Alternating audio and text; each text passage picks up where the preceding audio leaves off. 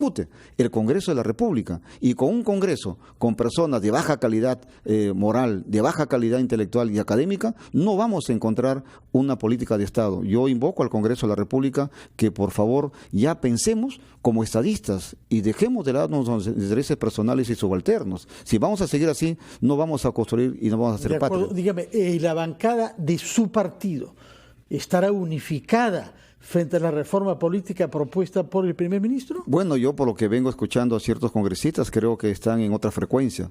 Yo lamento porque por esa razón es de que yo soy uno de los primeros en apostar por la reforma política para lograr la institucionalidad de los partidos políticos. Si no hay institucionalidad, vamos a ser como especie de un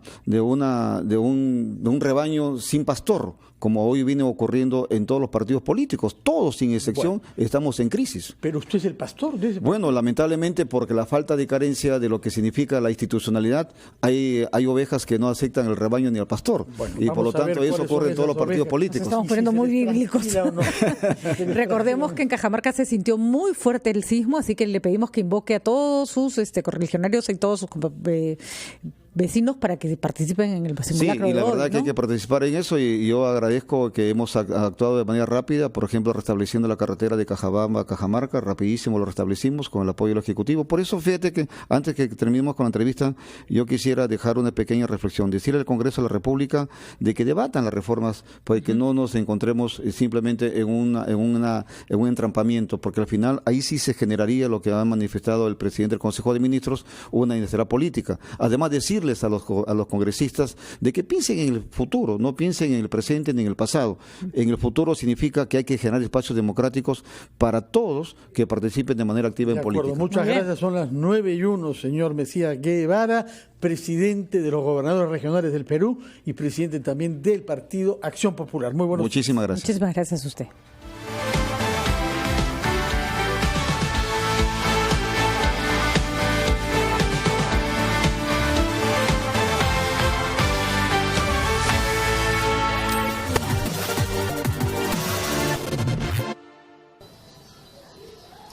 ¿Qué tal? Muy buenos días. Estamos en el Jirón Cusco, en pleno cercado de Lima, un lugar altamente inundable según la Marina de Guerra del Perú. Y vamos a visitar la casa de Liliana Flores, una señora, una madre de familia, en la cual está acompañada de su hijo de 29 años, el joven Piero, quien sufre de discapacidad severa. ¿Qué tal? ¿Cómo está, señora Liliana? Mucho gusto, para que nos comente sobre la preocupación, porque usted acudió al rotafono de RPP Noticias justamente por un problema, y es que usted no tiene una ruta de evacuación ni un sistema tampoco de cuidado para personas como su hijo, ¿verdad? Exactamente. Nosotros hemos elevado esta queja al rotafono, también a Defensoría del Pueblo. Tenemos el apoyo de la doctora Malena Pineda y exigimos al gobierno central, al gobierno regional, un sistema de evacuación, de apoyo y de protección para las personas con discapacidad, para adultos mayores, para personas con enfermedad rara, que estamos acá en toda la zona del Callao, en la zona costera, porque nuestra zona es altamente, no solamente que se puede destruir las casas, pueden derrumbarse los postes, los edificios, sino que es altamente inundable. Entonces estamos en gran peligro. ¿Cómo hizo usted, señora, el domingo pasado en que ocurrió un sismo aquí? Estábamos totalmente asustados, nerviosos, y lo que atinamos a hacer es salir de nuestros dormitorios con lo poco que teníamos en ese momento disponible, tratar de acercarnos. Sabemos que de noche es imposible salir a evacuar porque hay tanto peligro, la tierra se podía abrir, de los nervios uno no sabía qué hacer. Nosotros nos quedamos acá, como usted ve, en la sala, en la parte del arco de la escalera, ¿no? A ver, ¿dónde tuvo que posicionarse usted? Consideramos que la zona segura es ya sea en el arco de la puerta o de acá de la escalera, en la caja de la escalera, ¿sí? Puede ser una zona segura, ¿no? Y a esperar a que pase y luego pues tener a la mano nuestra bolsa de emergencia, la mochila de emergencia. Nada más. Usted ya tiene lista. Ya tengo lista. ¿Cómo está acondicionado su casa para estos casos, no? Pues, debido a que los pasadizos estén libres, que no hayan cosas que puedan caer.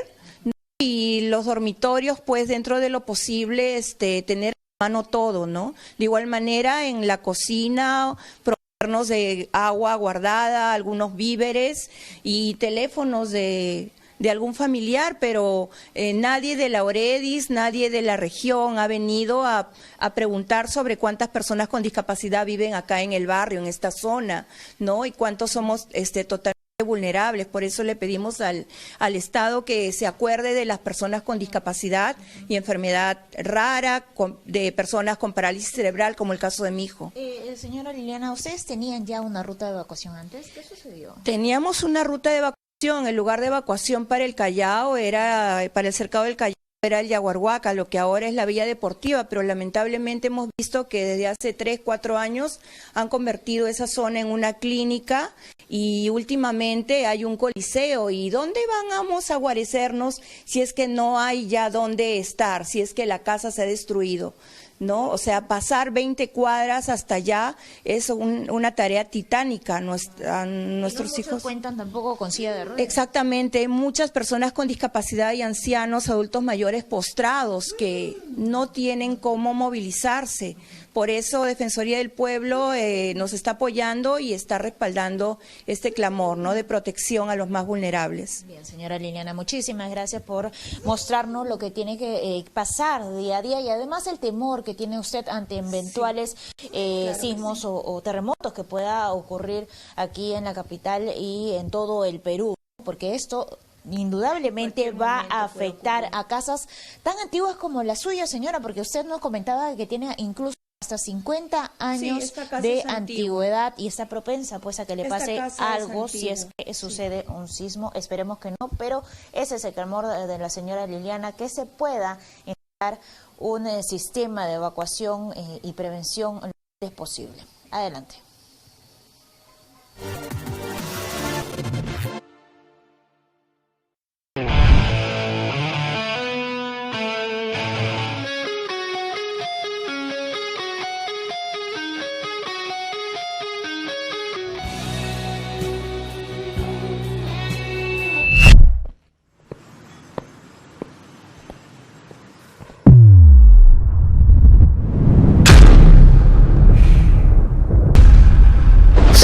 Poder de un verdadero rockstar. Participa y llévate una guitarra Gibson Les Paul para ganar. Sube un video a tus redes sociales tocando un solo de un clásico del rock and pop con el hashtag RockstarOxígeno y etiqueta a la radio. Para más información ingresa a oxígeno.com.pe.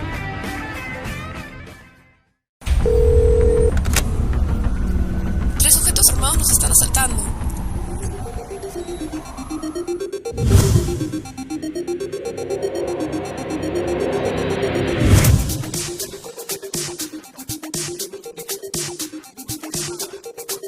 Cuando estés lejos de sentirte seguro, contacta al Rotafono, la línea de ayuda más efectiva. Llámanos al 438-8008. Contáctanos a nuestro WhatsApp 951-431-013 o encuéntranos en Facebook y Twitter usando el hashtag Rotafono.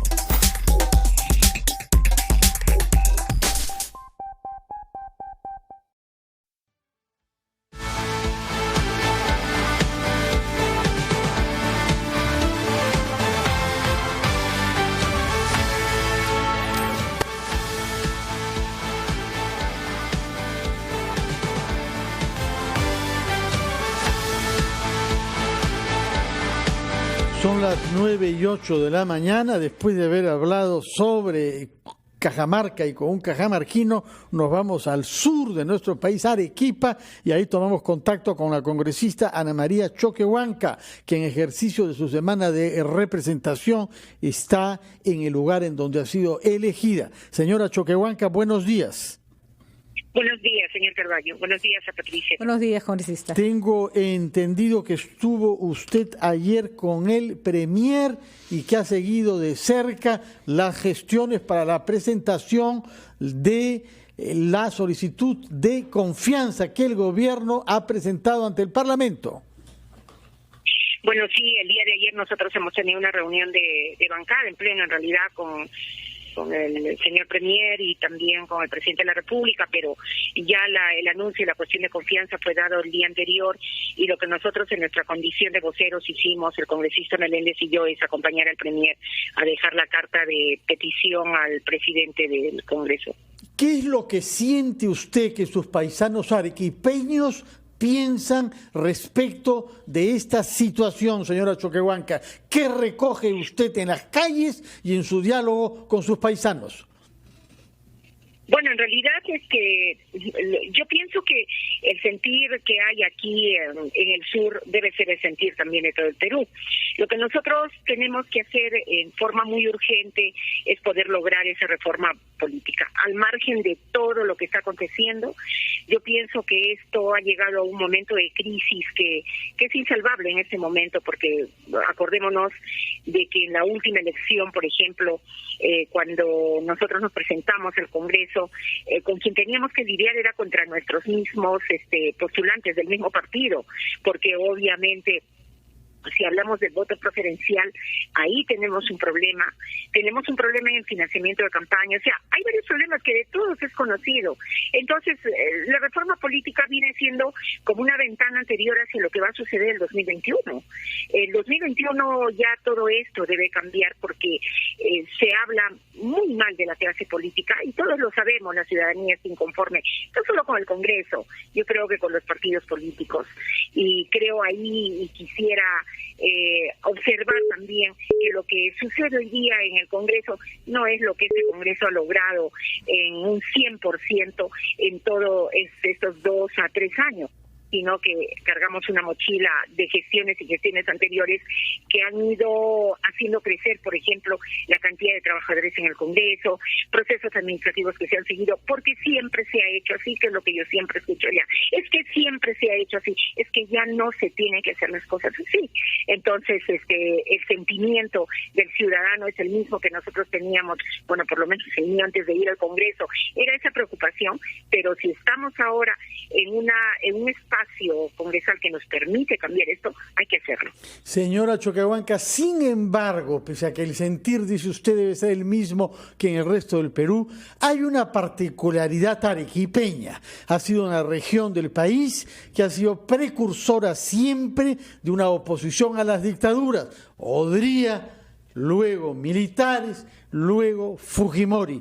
¿Cómo reaccionan sus paisanos cuando oyen decir a la señora Milagros Salazar, por ejemplo, congresista fujimorista, que pronto sabremos quién es Martín Vizcarra, un dictador?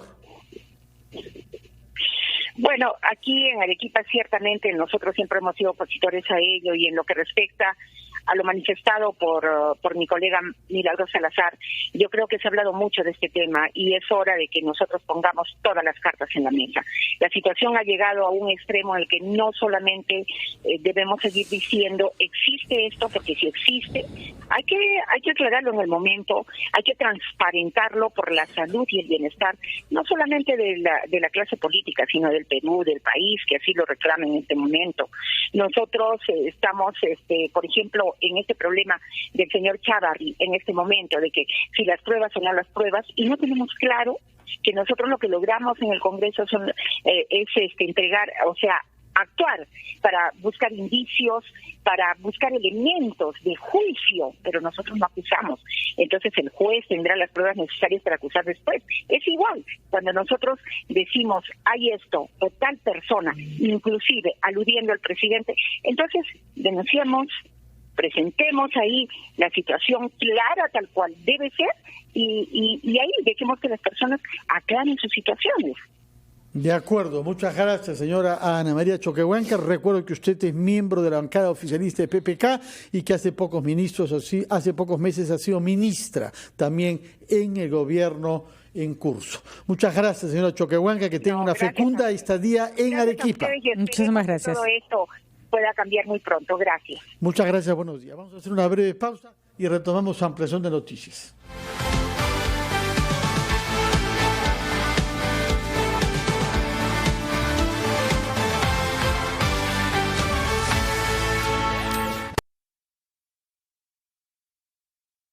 Maite Vizcarra, gestora de proyectos en innovación y telecomunicaciones y TICS. Esa institucionalidad es lo que yo quisiera proponerles y en todo caso preguntarme ¿a quién le toca? ¿Le toca al sector público? ¿Le toca al sector privado? ¿Le toca a los dos? Porque este tema de la digitalización no es solamente un tema de tequis o de hackers, sino en verdad de toda la sociedad. Esta fue una de las voces del segundo foro de integración al Bicentenario, presentado por RPP.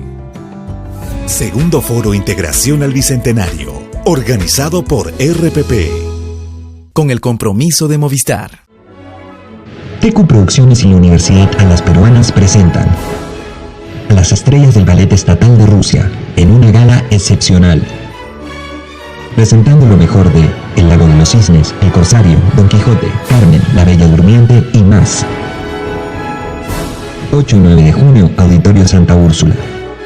Venta de entradas en Teleticket de One y Metro.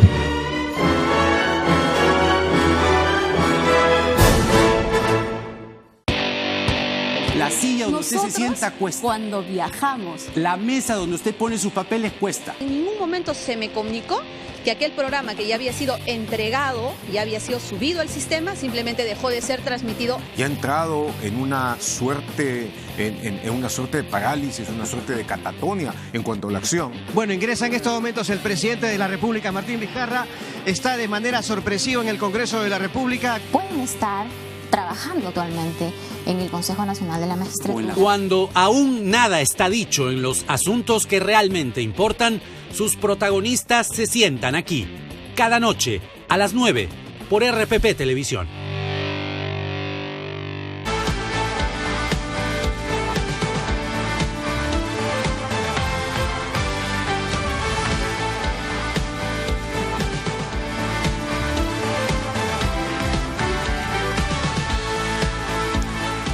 Y a las 9:16 de la mañana estamos en contacto con Carlos Villarreal, que se encuentra en Yungay, es nuestro enviado especial de RPP en este día tan especial. Viernes 31 de mayo, hace 49 años, la tierra tembló y desaparecieron prácticamente todas las personas que vivían en este lindísimo pueblo de la Cordillera Blanca. Carlos, ¿cómo estás? Muy buenos días. Hola Patricia, ¿cómo estás? Muy buenos días amigos oyentes y televidentes. Así es, aquí estoy en el Camposanto de Yungay. Este es un terreno de aproximadamente 8 hectáreas, pero aquí se ubicaba la antigua ciudad de Yungay, la que quedó sepultada por el sismo de 1970. En el centro justamente más o menos de este terreno hay un pequeño monumento de forma piramidal de 1,5 metros aproximadamente, ¿no?, de color blanco con una cruz en la parte superior. Ahí se ubicaba la Plaza de Armas y a unos 100 metros está el cementerio, en una parte alta, y también vemos la imagen de un Cristo en una especie de monumento de más de 2 metros de altura. Bien, señores, aquí está el presidente de la República, va a dirigirse en cualquier momento hacia la plaza principal de Yungay para una ceremonia justamente en homenaje a los fallecidos aquel día, 31 de mayo de 1970, y luego para monitorear todo el simulacro de sismo a nivel nacional. La ciudad ahora está a unos 5 minutos en una vía de trocha de el Camposanto en el que nos ubicamos en estos momentos. Había una demostración de cinchi, lanzamiento en paracaídas, efectivos policiales que llegaron también en ayuda de los damnificados en aquella oportunidad.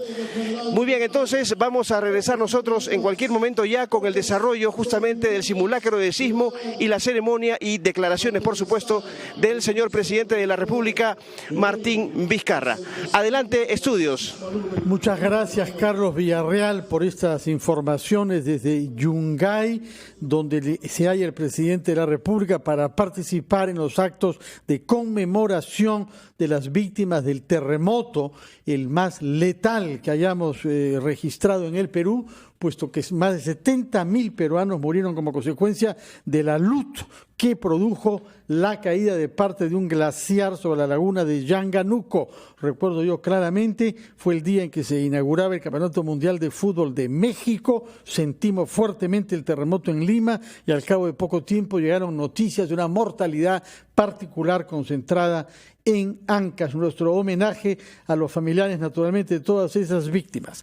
Para prevenir que los terremotos no hagan daño innecesario para que podamos mitigar sus efectos, hay que participar en los simulacros como el que se lleva a cabo hoy a las 10 de la mañana. Por esa razón, tomamos contacto con el señor Hernando Tavera, él es presidente ejecutivo del Instituto Geofísico del Perú. Señor Tavera, buenos días. Muy buenos días. Cuéntenos, por favor, ¿qué cosa espera una autoridad científica como usted que los ciudadanos de a pie aprendamos para saber comportarnos en caso de sismo y así reducir las posibilidades de que los sismos sean más mortíferos de lo que sea inevitable? Bueno, lo que nosotros esperamos es de que las personas, la población realmente entienda de una vez que el problema no es el terremoto, el problema no es saber cuándo va a ocurrir el terremoto, qué magnitud va a tener el terremoto, que entiendan que el problema son las viviendas sobre las cuales ellos habitan, que el problema es la turización en la cual viven algunas de estas familias, el problema es la manera como han crecido las ciudades de manera desordenada y en sitios de alto riesgo. En este momento muchas veces me han preguntado, ¿qué podemos hacer ahora? Lima ya está construida. Sí, señor, Lima está construida. Lo que nos toca ahora es simplemente practicar cómo vamos a reaccionar cuando el suelo empiece a sacudirse para tratar de poner a salvo nuestras vidas.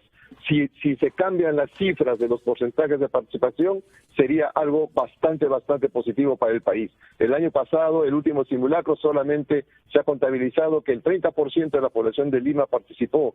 Quisiéramos que este año sea el 80, el 90% de participación. Solo así entenderemos de que el trabajo que nosotros estamos haciendo como científicos, diciendo cuál es el escenario que pueda presentarse, cómo podría ser el terremoto, vamos a saber que la población nos está entendiendo y está respondiendo como nosotros queremos que lo haga. Muy bien, entonces, ¿qué sugeriría usted para que los simulacros no sigan siendo o un ejercicio que la gente hace por cumplir o un ejercicio que la gente simplemente no hace? ¿Cuáles deberían ser los incentivos? ¿Cuáles deberían ser las pautas que uno debe seguir? Mire, yo recuerdo mucho la política mexicana cuando quiso de alguna manera reducir el porcentaje de analfabetos. Comenzó a desarrollar un trabajo comunicativo a través de todos los medios de comunicación de manera incansable. Siempre habían comunicado, siempre habían talleres, siempre habían mensajes a través de la televisión. Yo creo que un trabajo de ese tipo, una constancia continua de recordarle a la población dónde estamos y qué debemos hacer, probablemente nos tengan mayor informados para que cuando llegue el simulacro entendamos la importancia que representan los simulacros. Simplemente una semana antes o días antes se avisa que va a haber un simulacro, se hace la difusión, pero entre simulacro y simulacro queda un vacío en la cual la población, que como ya sabemos, nos gusta olvidar lo que hemos experimentado. Por supuesto. Entonces necesitaríamos no simulacros esporádicamente, sino una educación continua, a través no solo de medios de comunicación. Suponemos que el Estado tiene que hacer también un trabajo importante a nivel colegios, hospitales y todas las zonas vulnerables. Exactamente. Solo ese trabajo continuo es lo que probablemente nos permita llegar a un simulacro con la debida responsabilidad, sobre todo la de los padres de familia, que son los que huyen un poco de participar en estas actividades, ¿no? Sin entender que son ellos los que al final van a tener que hacer sus pequeños simulacros en sus viviendas y educar a las personas que están a su cargo. Ingeniero Tavera, usted ha subrayado el riesgo en las ciudades, donde al fin y al cabo viven 80% de los peruanos. Pero la gran mortalidad que estamos conmemorando hoy, la del año 70, se produjo en zona rural y como consecuencia de un alud que precipitó aguas de una laguna sobre la población de Yungay que se hallaba abajo. ¿Qué sabemos sobre el estado de las lagunas, nuestras cochas, especialmente, naturalmente, en las zonas altas de nuestra sierra? Tenemos un mapeo riguroso de ellas y sabemos que no se hallan al borde, exponiendo a quienes vivan abajo al mismo riesgo por el que pagaron nuestros compatriotas de Yungay en 1970. Bueno, mire, un terremoto tiene sus efectos asociados. Estos son el tsunami, que ya nos pone también otro escenario después del terremoto, el problema de la licuación de suelos, que también el mismo terremoto que usted ha mencionado en Chimbote permitió que muchas casas se hundieran y prácticamente caminaran sobre la superficie de la tierra. Y el otro es que los cerros, en este caso de la Cordillera Blanca, se sacudan tan fuerte que caen piedras, lodo, etcétera. Algo similar, usted imagínese que los cerros que bordean Lima, que se sacudan, por ejemplo, ¿qué es lo que podríamos tener? Usted observe cómo el tsunami hasta dónde puede avanzar y toda la población que tenemos prácticamente a línea del mar, ¿no? Y en las zonas andinas también las cordilleras se van a sacudir y hay muchas lagunas que no están realmente evaluadas o estudiadas. Yo tengo entendido que el INAIGEN, los colegas nuestros del INAIGEN, por ejemplo, han llamado mucho la atención sobre una laguna que está prácticamente encima de Huaraz, y que si esta laguna llega a sobrepasar su caudal, que está en crisis en este momento, prácticamente la mitad de Huaraz podría ser afectada. Se conoce la historia de lo que pasó con esta laguna hace años atrás, se conocen los mapas de riesgo, esta información está, o sea, la historia es lo que nos indica el camino de lo que puede pasar en el futuro, y no podemos, nosotros no hacemos un repaso de lo que nos mostró la historia, seguimos con las mismas, cometiendo los mismos errores sobre lo que ya la historia nos enseñó. Entonces hay un trabajo realmente que se tiene que asumir en todos los niveles. Finalmente, señor Tavera, para que las personas sepan y no estén difundiendo en casos de emergencia información falsa o información tendenciosa, ¿en cuánto tiempo el Instituto Geofísico del Perú anuncia el grado y el epicentro del sismo y cuáles son las vías que utiliza? Mire, señorita, cuando usted está ahorita en emisora ahí dando las noticias, si ahorita su reportera le llama y le dice, parece que había un accidente de autos, solo 2 autos, parece que hay heridos, confirmamos luego, y pasa 1 hora y dice, confirmado, fueron 2 autos, 3 heridos, y después de 3-4 horas le dicen, ya tenemos el número exacto. Nosotros como instituto oficial del Estado, que tenemos que proporcionar información sobre la actividad sísmica en el país, lo hacemos a la brevedad del tiempo posible con información que disponemos en ese momento. Información de 2-3 estaciones sísmicas, damos el reporte. Luego nos llegan más datos y comenzamos a analizar el evento sísmico y proporcionamos otro reporte, hasta que al final ya tenemos toda la información necesaria para poder cumplir con el objetivo que el Estado nos ha encargado, ¿no? O sea, todo depende de la cantidad de información que vamos disponiendo en el tiempo, ¿no? Entonces, algo igual pasó, usted recordará el terremoto del Japón de 2011. El reporte final del terremoto salió 24 horas después que ocurrió el terremoto, recién supimos que exactamente el terremoto tuvo una magnitud de 9.0. Cuanto más grande es el terremoto, los datos que se disponen van mejorando en el tiempo. De acuerdo, entonces es una información que va en desarrollo, pero que ustedes la transmiten a través de sus canales oficiales. El Twitter, por ejemplo, del IGP es una buena fuente de información. Tenemos el Twitter, tenemos el Face, tenemos el aplicativo por celular que siempre está activo informando sobre la actividad sísmica. Perfecto. Entonces no dejarse engañar y recurrir a las fuentes oficiales y no asustarse si la información va variando, porque es natural que ustedes vayan ajustando los datos. Exactamente. Muy bien. Muchas gracias, ingeniero Hernando Tavera. Recuerdo que usted es el presidente ejecutivo del Instituto Geofísico del Perú. Vamos a hablar ya no sobre terremotos, sino sobre la vida política y también sobre los riesgos que hay en la estructura física de la sede de nuestro Parlamento. Ahí se halla Ricardo Gómez Palma, que sin duda ha estado observando la calidad de la construcción en donde trabajan nuestros congresistas. Ricardo, buenos días. Buenos días, Ricardo. Muy buenos días, Fernando, Patricia. Estamos en el Congreso de la República, estamos frente a su fachada principal, estamos en el espacio que hay entre el edificio legislativo y la Plaza Simón Bolívar, que es punto de reunión, punto de evacuación en caso de un sismo de magnitud. Vamos a conversar con el jefe de seguridad del Congreso de la República. ¿Su nombre, por favor? Máximo Vargas. Señor Vargas, estamos todos listos ya porque vemos a su personal trabajando desde temprano. Esto de las pistas y las veredas mojadas complica un poquito la evacuación, sobre todo en la parte que se conoce como espacios perdidos, la escalera principal del Congreso, que es de un material resbaloso, ¿no? Sí, bueno, las condiciones climatológicas se están presentando de esta manera, pero bueno, para eso es ese entrenamiento. El personal del Congreso ha articulado todo un plan de emergencia para estos eventos sísmicos, tanto con INDECI, Defensa Civil, los bomberos, la Policía Nacional y la preocupación misma del personal de seguridad que labora en las diferentes sedes del Congreso para poner a buen recaudo a las personas que trabajan en el Congreso ante la posibilidad de un evento sísmico, ¿no? Señor Máximo Vargas, siendo este edificio antiguo, se ha advertido incluso que hay espacios que ya no pueden ser ocupados. ¿En cuánto tiempo tienen los trabajadores y congresistas que evacuarlo para ponerse a salvo en caso de un sismo de magnitud? Bueno, hay que, ante la posibilidad del sismo, hay que primero implementar varias fases, ¿no? La fase es primero la orientación y la evacuación del personal que puede por sus propios medios salir del Congreso. Bueno, luego viene una segunda fase que es, si es que hay estructuras colapsadas, tenemos brigadas de rescate para proceder a sacar a esas personas que se encuentran atrapadas. Y para eso hemos implementado todo un plan de emergencia. Claro, por ejemplo, la cúpula que se encuentra sobre el hemiciclo es un peligro en caso de movimiento de magnitud. Las propias cornisas de este edificio, un frontis bello, pero peligrosas también. Bueno, la estructura arquitectónica de nuestro Congreso es así y tomamos las medidas preventivas para que estos accidentes no se produzcan. Un reto, y además se está preparando la evacuación. Esta es una vía que va al segundo piso del Parlamento.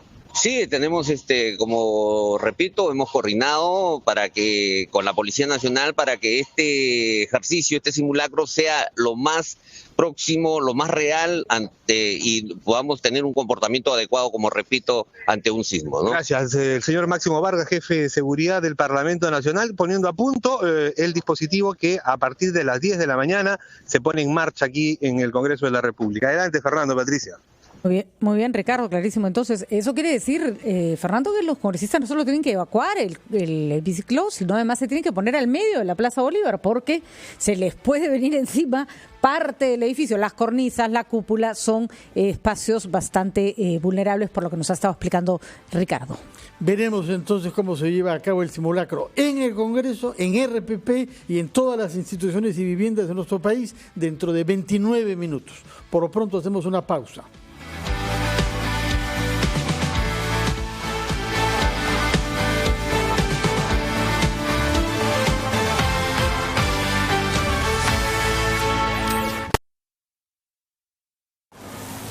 No sabes.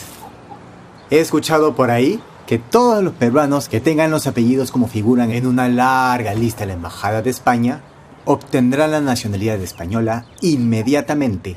Así que si te apellidas Gómez, Chávez, Gutiérrez, Pérez, es una oportunidad que no puedes dejar pasar. Hay mentiras disfrazadas de noticia. Felizmente existe RPP, confianza por todos los medios.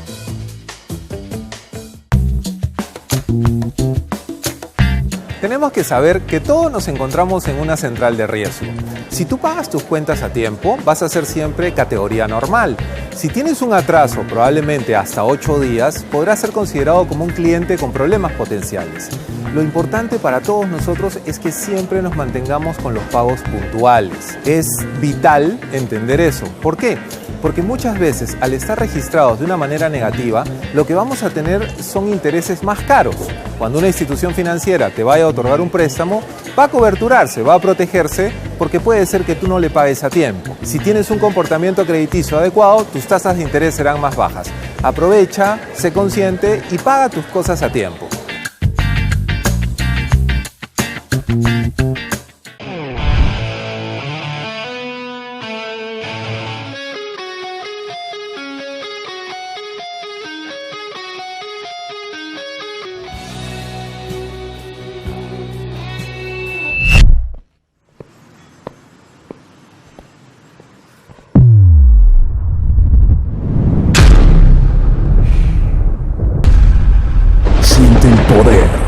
Verdadero rockstar. Participa y llévate una guitarra Gibson Les Paul. Para ganar, sube un video a tus redes sociales tocando un solo de un clásico del rock and pop con el hashtag RockstarOxígeno y etiqueta a la radio. Para más información ingresa a oxígeno.com.pe.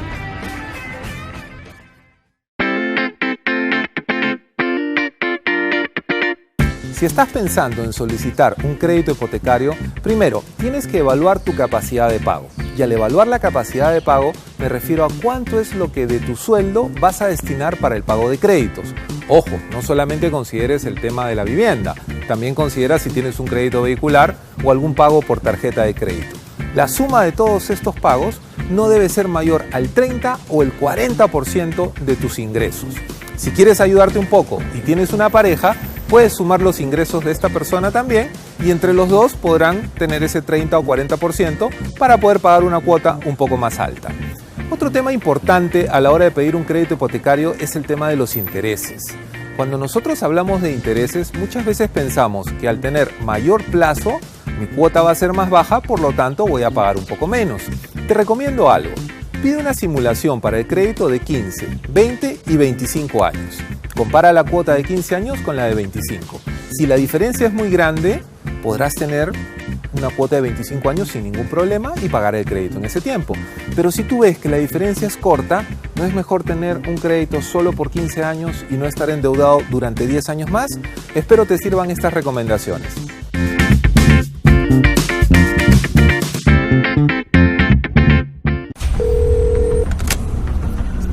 Tres sujetos armados nos están asaltando.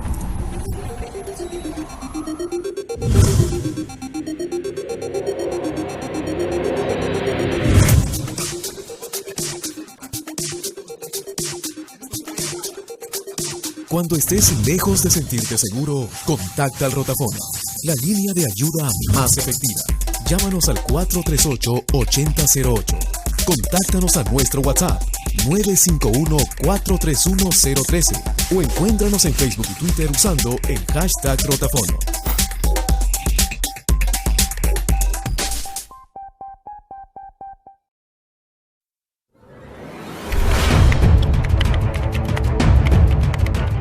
El Instituto Geofísico del Perú informó un sismo de magnitud 7,2. Nuestra fuerza informativa en radio, web, redes sociales y televisión trabaja las 24 horas para llevar la noticia más precisa y completa a todo el Perú. Recuerden, nosotros estamos en contacto con ustedes a través de todos nuestros medios. Somos los primeros en llevarte los detalles de los hechos que conmocionan al país. RPP, confianza por todos los medios. RPP, confianza por todos los medios.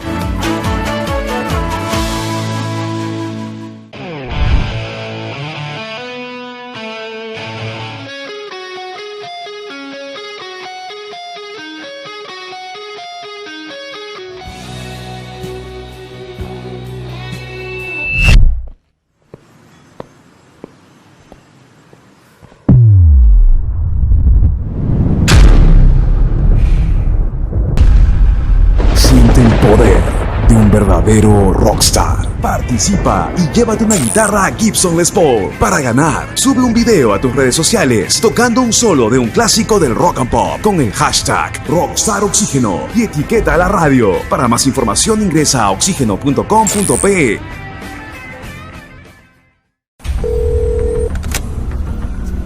Tres sujetos armados nos están asaltando.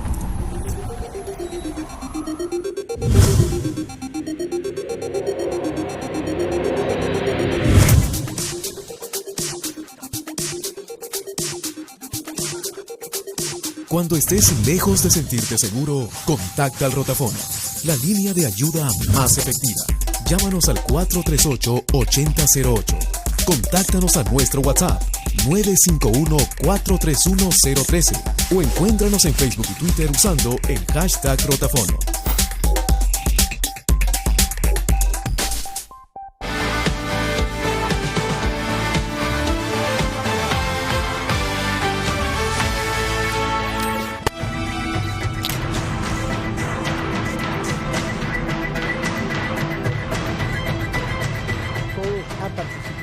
Como corresponde a los buenos ciudadanos, en el simulacro nacional de sismo. Se hace hoy en conmemoración de este terrible sismo que el 31 de mayo del año 70 causó la muerte de más de 70.000 peruanos. No queremos que se reproduzca algo semejante, razón por la cual tenemos hoy instituciones que tienen un inventario de las zonas de riesgo, lagunas, montañas y también zonas construidas sobre tierras no aptas en las ciudades. Hemos invitado a un especialista técnico del INGEMET, el ingeniero Manuel Vilches. El INGEMET es el Instituto Geológico de Minas y de Metalurgia, que depende del Ministerio de Minas, y junto a él el señor Juvenal Medina, director de preparación del Instituto de Defensa Civil. Muy buenos días, señor Vilches. Buenos días. ¿Dónde ubican ustedes que se hallan los riesgos más importantes en nuestro territorio? Bueno, a través de los trabajos que hemos realizado en los últimos 10 años se han identificado sectores donde, por ejemplo, tenemos o pueden ser afectados por caída de rocas, derrumbes o deslizamientos que pueden ser activados o detonados por sismos. Estos van a través de todas las laderas cordillera, por ejemplo, en la Cordillera Blanca. Tenemos también sectores, a raíz, por ejemplo, en el año 2007, a raíz del sismo de Pisco, en todo el valle del río Chincha, de Matagente, todo, en Tantará, las zonas de Coyana, Quito Arma, asentados sobre antiguos deslizamientos, o los cuerpos de antiguos deslizamientos, sufrieron mayor daño de todas las estructuras que estuvieron construidas encima. O sea, las viviendas construidas sobre estos depósitos de antiguos deslizamientos sufrieron más daño. ¿Por qué? Porque estos depósitos, al no ser consolidados, sufren o amplifican las ondas de los sismos y por ende todas las construcciones que están arriba se dañan, ¿no? Si es que no han sido construidas con determinadas, con las direcciones técnicas necesarias, ¿no? Señor Juvenal Medina, naturalmente en la costa, en el simulacro es de sismo y de tsunami, mientras que en la sierra tenemos cochas, algunas de las cuales están bajo montañas, es el caso paradigmática de la laguna de Yanganuco, que recibió parte del Huascarán, la más alta montaña peruana. Eso desbordó y eliminó la ciudad de Yungay. Y en la selva tenemos ríos que pueden desbordarse, romper sus cauces. Lo hemos visto en Lagunas, ¿no? Esta localidad cerca del epicentro del sismo de hace pocos días. Cuéntenos, por favor, ¿dónde ve usted las más grandes dificultades para que los ciudadanos sepan reaccionar después de un eventual sismo?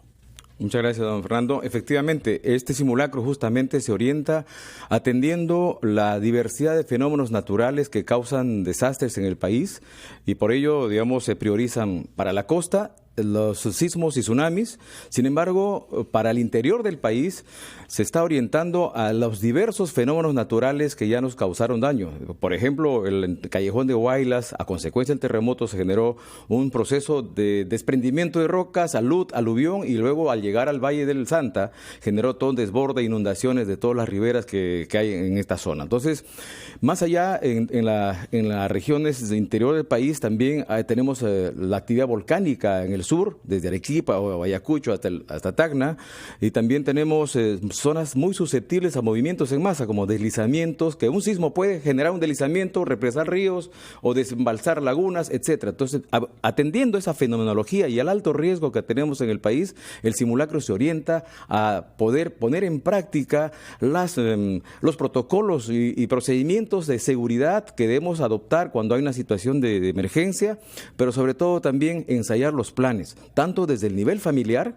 un plan familiar, los planes institucionales y sobre todo también los planes de continuidad operativa, porque el simulacro, digamos, en un terremoto puede afectar desde el núcleo familiar hasta la institución más grande del país. Por ello, este simulacro convoca a todos para que podamos poner en práctica nuestros protocolos y ver cómo podemos atender una situación de crisis en este caso. Usted habla sobre familias, que es naturalmente la célula básica de nuestra sociedad, y ha venido por eso con una mochila naranja, que no tiene connotación política, naturalmente. Ninguna. Pero ¿qué cosa contiene la mochila?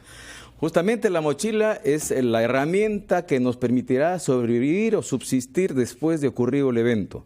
Contiene los insumos vitales para rehidratarse, para agua o otro líquido que permita, digamos, hidratarnos adecuadamente mientras no podemos estar en casa o no hay el servicio que normalmente teníamos, alimentos no perecibles de fácil consumo con la cantidad de calorías que permitan, digamos, mantener la energía necesaria para un periodo de 2 días por lo menos, pero también incluye lo que pueden ser los medicamentos, ¿no? El botiquín que permita aliviar las necesidades de salud de las personas o que puedan tener contusiones o heridas en caso momento de darse el evento, pero también instrumentos, elementos de higiene, de comunicación, de iluminación, todo aquello que nos permita estar en condiciones saludables en el momento de una crisis y durante el tiempo que permanezcamos fuera de la vivienda, ¿no?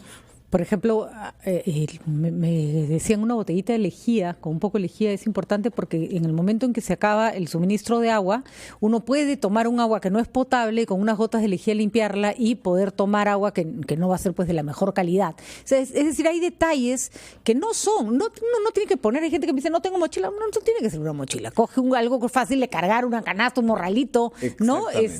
Y tampoco le tenemos que poner pues el atún más caro. No. Y el chocolate más fino, ¿no? E incluso obedeciendo un poco a las características, a las condiciones, factores culturales y hábitos alimenticios en la familia, es que deben adecuar su mochila a esas necesidades propias. Me imagino que la cancha, por ejemplo, en la sierra debe ser buenísimo, ¿no? Queso. Entonces, puede ser insumos que tengamos a la mano y no necesariamente tiene que costar tanto, porque alguno dice, yo no tengo plata para implementar una mochila y quiero que me donen. Entonces, no, es un acto de vida.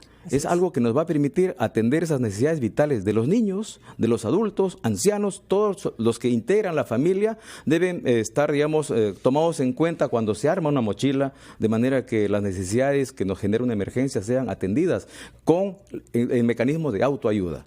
Es fundamental el principio de autoayuda, porque la ayuda externa puede demorar. Yo siempre le hago propaganda a la lactancia, porque para niños, muy niños, por ejemplo, en una emergencia, si son lactantes, si la madre les está dando pecho, no hay mayor problema. Claro. En cambio, si es un niño que no está lactando porque toma suplementos, para la madre va a ser mucho más complicado. Es una razón más para promover la lactancia, es usted le asegura el alimento a su hijo en cualquier desgracia, ¿no? Así es.